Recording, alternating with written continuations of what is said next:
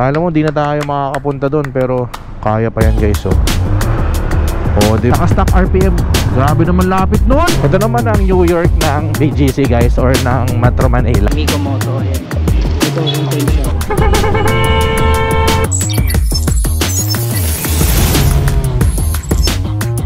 Hey guys, yun, may pailaw-ilaw na tayo guys. Hindi na tayo basta-basta man. So ngayon, labas lang tayo guys. Ito yung mga minsan na gusto ko yung isama. Lumalabas tayo ng gabi or tumatambay kami sa gabi sa Dunkin dyan sa Mandaluyong. Pero di ko kayo maisama kasi nga medyo di pa tayo nakakapag-upgrade ng GoPro nun. So madilim pa talaga. Sa mga bagong subscribers natin dyan guys, ito yung isa nating motor. Ito yung pinaka-big bike natin. Di mo natin siya gagamitin ngayon kasi naka-shorts lang tayo. Tsaka pag ginagamit ko kasi yan, laging parang umuulan. So ADB muna ulit tayo guys. Ito yung sinasabi sa inyo guys, pag mag-i-start ng ADB, yung ma-vibrate, lalo na sa cold start. Ayan o. Ayan, ganyan siya ka-vibrate, lalo sa cold start, tapos naka-center stand. Kung di mo naman siya masyado papansin, parang normal talaga sa kanya yan. What more ko, naka-pipe ka pa, di ba? So ganyan siya guys. So setup lang ako, tapos iba tayo. Alright, dito natin simulan sa may street lights guys. Medyo madilim talaga sa amin pagka gabi ng mga ilaw dun eh. Right now, we're currently shooting on a 4K 30 FPS and 60 shutter guys. Tingnan natin anong magiging resulta. Actually guys, mali ako dun sa ginawa ko last time. Tama yung shooting ko, pero yung sa exporting ko, mali. Na-export ko siya sa 1080 tsaka 60 FPS. So yung gusto kong output hindi nasunod. Tsaka kung napansin nyo, diba, walang 4K option sa quality dun sa YouTube. So maling-mali tayo doon. Ngayon at least alam na natin. Alam ko naman yan, nalimutan ko lang kasi nga nasanay na tayo sa 1080 kasi, di ba? Anyways, bawi tayo guys. Follow up vlog lang naman to. Sama ko naman kayo sa mga nangyayaring tambike namin. Actually, matagal ko na gustong isama sa mga ganitong tambike guys. Kaso nga like I said kanina, di ba? Hindi ako nagagandaan sa quality ng GoPro 7 talaga pagkagabi. Masyado nang marami kasi gagawin pagka gusto kong paliwanagin. Tapos hindi naman masyadong kaaya kasi sobrang grainy na. So ngayon ito, tinetesting pa rin din naman natin to. Di man natin sure din to, no? Magiging okay. Pero big shoutout kay KM Motovlog. Siya ang nagbibigay sa atin ng inputs kung anong okay na settings para sa gabi kasi yun, sanay na sanay mag-edit yun eh. Of course, kay Cinematic Rider na nagbigay din ng input kung anong settings pag umaga at pag gabi. Actually, di sila nagkakala yun ang binigay ni KM. Kapag magagaling talaga sa camera eh, yun talaga pag katiwalaan natin.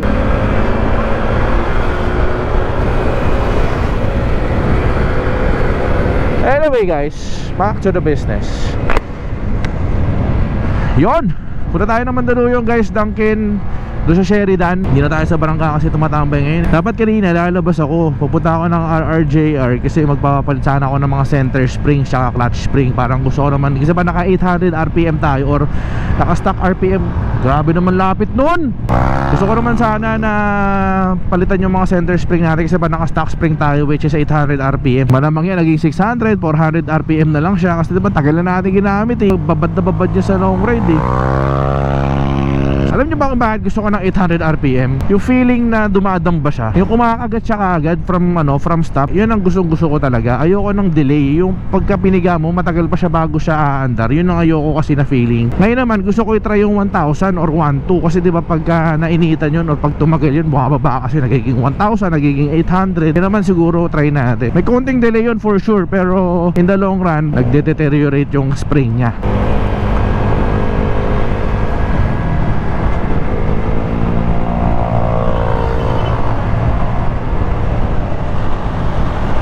Maraming salamat pala guys sa mga nag-watch ng ating previous video about 1 year of ownership na tong ADV natin. Sobrang na-appreciate ko kayo. Maraming salamat sa mga ano mo yun, yung mga inspiration daw tayo. Isa daw tayo sa mga nag-inspire sa kanila para makabili ng ADV. Sa atin kumukuha ng inputs about ADV. Kung talaga bang okay ang ADV, maraming salamat sa inyo guys. Na-appreciate ko talaga kayo pag ganyan, nakakataba ng puso, nakaka-boost ng moral sa akin yan. Lalo pa tayo na-inspire gumawa ng video. Yan ang kailangan ng mga influencer guys. Siyempre pagka binabash yun ng binabash, siyempre hindi mo natin maaalis yan. Pero di ba, dari 90% basher, sabihin wala talagang kwenta content mo eh. Pag naman mga siguro kahit pa paano mga 70-30 good feedback yung mga nabatanggap mo, sabihin effective na influencer ka para sa akin. Siyempre pala yung tsura guys ng ano natin, no, ng Senlo M1 sa mga nagtatanong sa gabi. Ganyan siya kaliwanag. Ganito siya pagka high naman. Yan. May mga street lights lang, pero pagka nasa madilim na madilim tayo, sobrang lakas niyan. Laking tulong niyang ano na yan, Zenlo M1 na yan. Again, kung sa mga gusto mag-avail yan, message po si Motospot. Nag-i-install din sila, I think mga nasa kasama labor, mga nasa 5,000 yan, I'm not sure, more or less, ganyan. So guys, naman ang isa sa mga gusto ko naman sa ADV guys, kasi napakadali niyang isingit. Yung mga ganyang tight na spaces, kayang-kaya niya. Isa yun sa mga gusto ko talaga sa ADV, kasi napaka-slick niya, napakaganda ng handling, napakalaki ng turning radius niya pati. Mamaya, pakita ko kayo ng turning radius niya na napakalupit. Yung ano, yung kala mo tight na, yung kala mo di ka na makakalusot, pero sa turning radius niya na ganun, makakapasok ka pa. Sa arangkada talaga guys, wala kang problema dito. Ang downside lang talaga nitong ADV guys, alam mo nyo kung ano, dulo. Other than that, wala kang magiging problema dito guys. Ito guys, ito yung bagong PCX guys, oh. Yan yung isa sa mga gusto kong i-call out sa Honda eh. Nagawa nga nila sa PCX eh, yung incorporated yung ano, yung signal light. Kasi dito tignan mo, nakahiwalay, lalo sa likod. Pagka bumagsak or na-drop mo kasi yung ADV, malaki yung chance na maputol siya. So you have to buy another one. So diba laki ng taillight kasi ng ADV guys. Sana man lang incorporate man lang yung signal light sa taillight. I think pag nangyari yun, ang ganda na ng ADV guys, no? So sobrang laki ng... Nakatulog na si kuya ata eh. Boss, okay ka lang boss? Nakatulog si kuya. Boss, okay ka lang? Nakatulog ka? Pahinga ka muna. Ingat, ingat.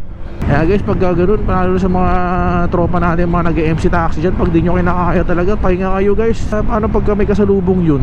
Matik yun. Isang pagkakamali lang guys, di mo na siya ma-undone. Wala nang redo, wala nang reset. Kaya talagang doble, triple ingat guys. Sa laki ng taillight ng ADV, ang daming room doon para ilagay yung signal light. Sana naman lang, nailagay man lang doon. Anyways, di naman tayo ang designer ng Honda. Pakailan mo ba, Miko? Eh lang naman, kasi diba ang hirap naman kasi pagka napuputol, tapos bibili, tapos putol, bibili, putol, bili. Bagay, seal.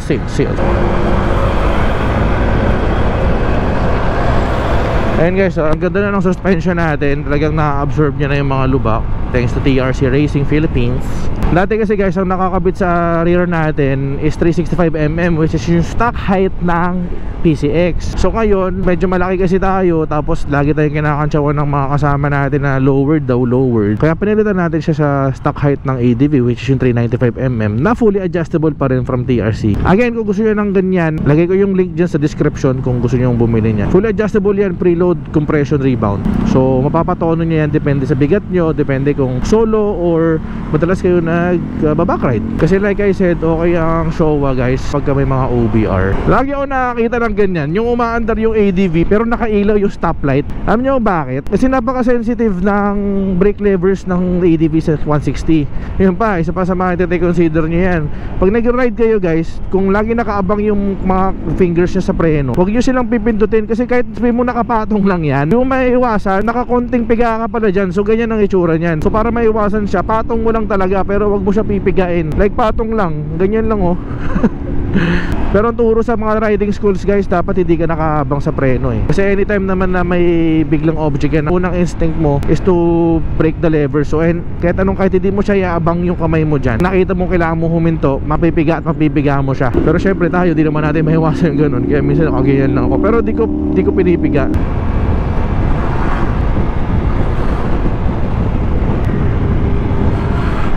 And ako pagka prena ako guys, lagi yan combination. Syempre mas malakas pa rin yung harap para sa akin, kasi nag-i-skid ng likod ng ADV. May tendency talaga na dudulas siya. So ako front ako, tapos alalay ako sa rear. Welcome to BGC guys, ang lugar ng mga mayayaman at kung saan nagtatrabaho ang mga mayayaman. Kasi sabi ko sa inyo, maganda ang turning radius ng ADV. Nailiko natin siya ng mas malawak. Anong araw, kakabili din tayo dyan man. Why not man? Lagot. Tama nga naman, kaliwa kasi yan, naka-green, tapos may naka-stop. I feel you bro, I feel you. Ayun guys oh, kung kunyari ganyan, alam mo di na tayo makakapunta doon, pero kaya pa yan guys oh. Oh diba? Sabi sa inyo eh, ganun ang turning radius ng ADV. Fourth strip guys, sinara na oh. Ano kayang gagawin dyan? Malamang yan, gagawing mall yan. Ito naman ang New York ng BGC guys, or ng Metro Manila. Kasi sabi nila, ito daw yung crossing, ano ba tawag doon? Hindi yung Shibuya, basta sa New York. Kasi ito yung maraming billboard na 3D. Ayun, meron doon, meron din dito. Daming tao. Sana all. Diba?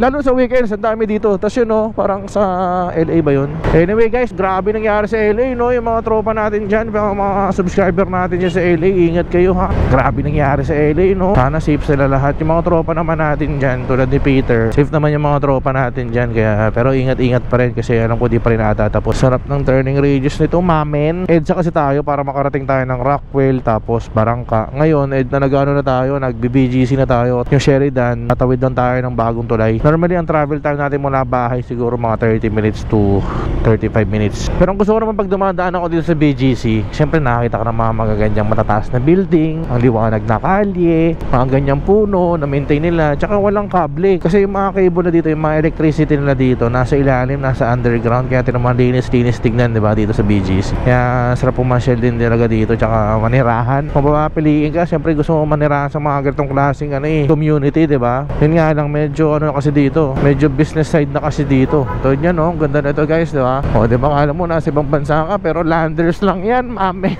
Lupit ng landers dito guys. Ito Mitsukoshi naman to, mall naman yan, mall. Yan, ito yung second bridge na sinasabi ko. Ano ang tawag dito? Kalayaan bridge ba to? Tagal ko na kayo talagang gusto isama sa mga tambike namin Tignan nyo kung anong ginagawa namin dun.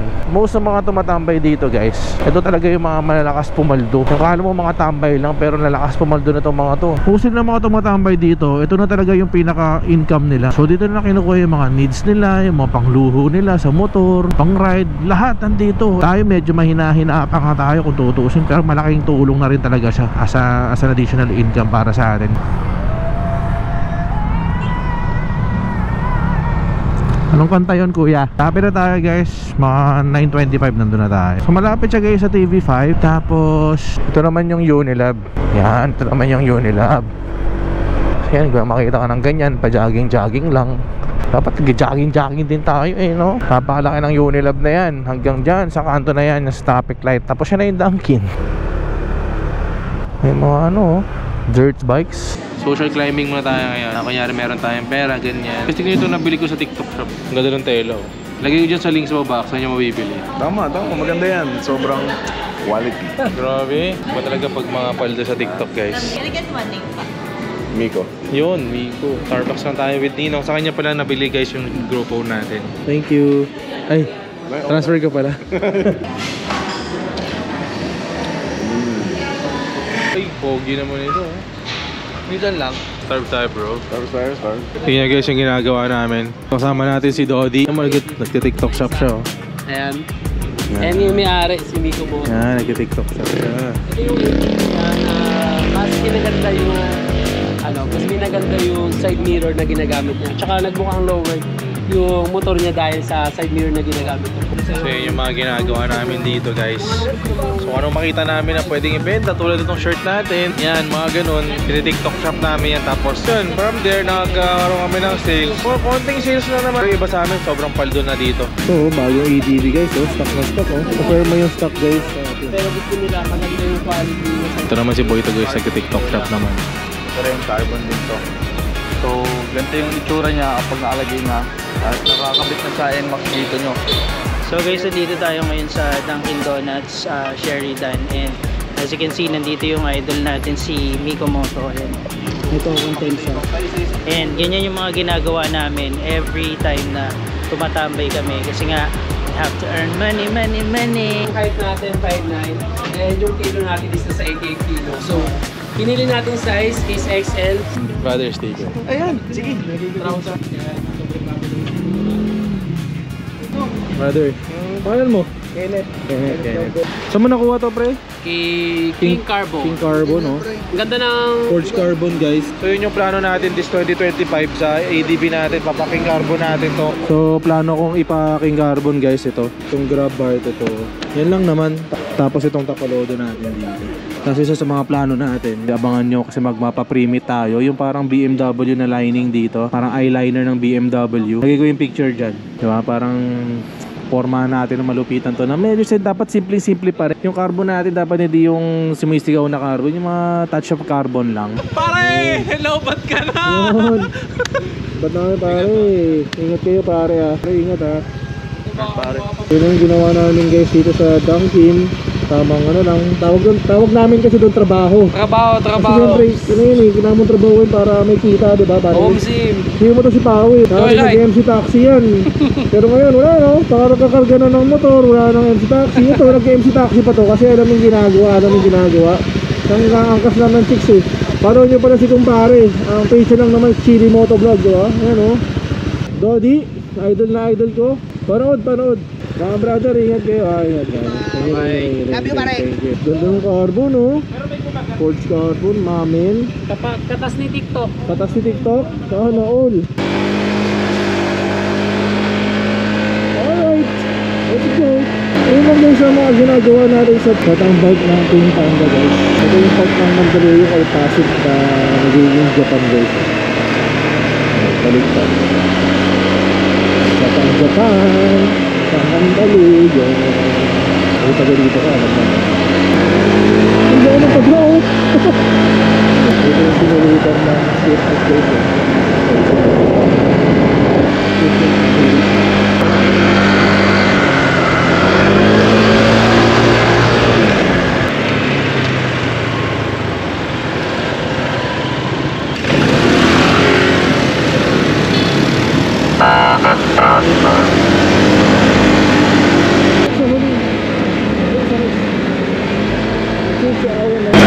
Ang video guys, peace out.